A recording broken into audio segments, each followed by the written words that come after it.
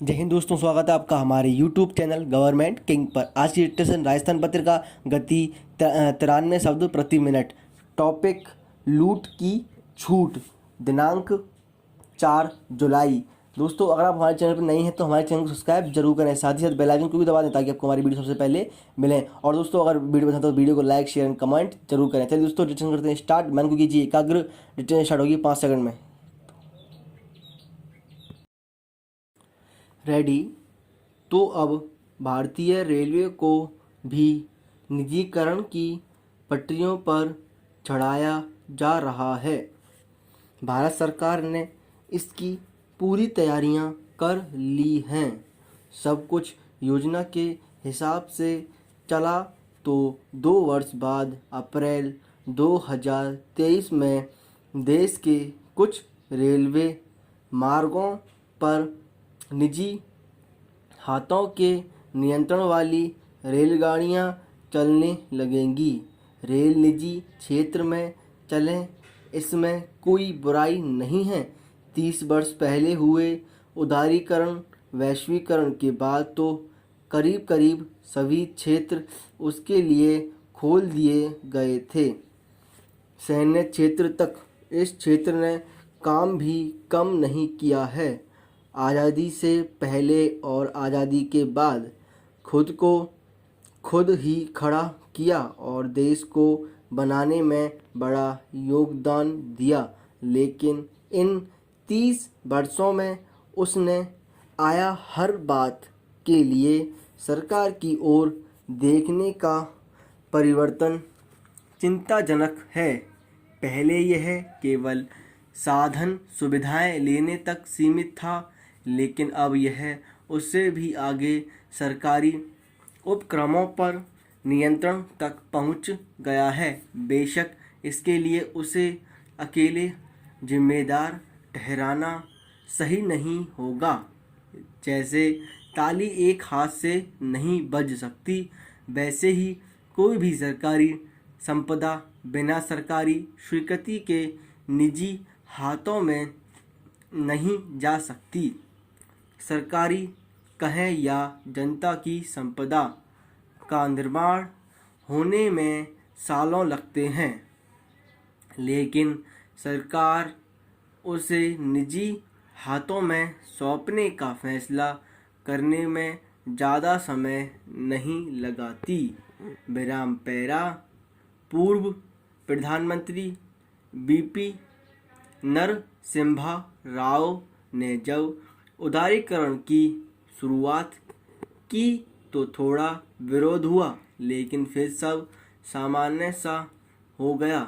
देश के तमाम राजनीतिक दल उसमें शामिल हो गए। सार्वजनिक उपक्रमों के निजीकरण की शुरुआत उनके समय में ही हुई, जिसे अटल बिहारी वाजपेयी के प्रधानमंत्रित्व काल में तेजी से आगे बढ़ाया गया। कितने उपक्रम निजी हाथों में गए, घाटे वाले नहीं, लाभ कमाते हुए। घाटे वालों पर तो निजी क्षेत्र दावा ही नहीं खेलता। एयर इंडिया की बोली लगाने से पहले सब सोचते हैं, लेकिन हिंदुस्तान जिंक हो या फिर हिंदुस्तान कॉपर, इसके लिए सब भागते फिरते हैं।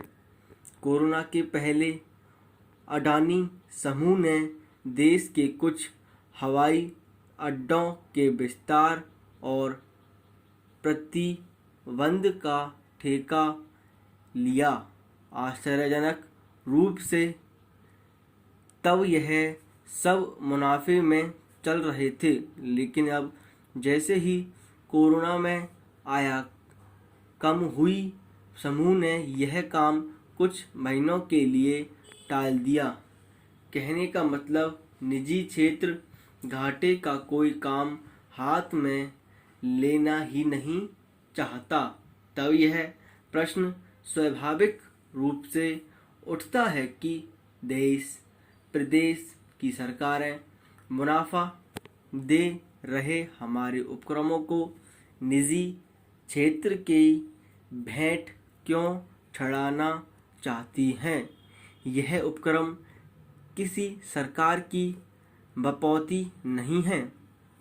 ये सब जनता के खून पसीने की कमाई से बने हैं।